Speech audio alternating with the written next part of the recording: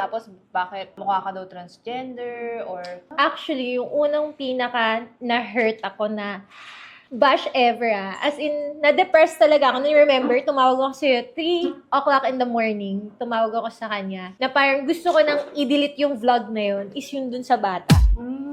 Yung pinagsabihan ko yung bata na Actually, wag pa hindi naman tumama yung kamay mo. Oo, hindi tumama kahit slow mo. Tinapik ko yung bata. Kasi sabi ko, wag niyang kasi 'di ba, ni-rev niya yun eh. Sobrang na-depress talaga ako dun, guys. Ano ako dun, nalungkot ako dun kasi para sa akin, awareness yun na sa mga batang nanonood, wag na wag papakialaman ang motor na naka-on. Kasi ginanon niya, what if lang. Namimigay ako ng sticker. Hindi niya ginanon, binumpusan niya yun. Ay, oo, kinikill switch siya Ako pala. yung ginanon.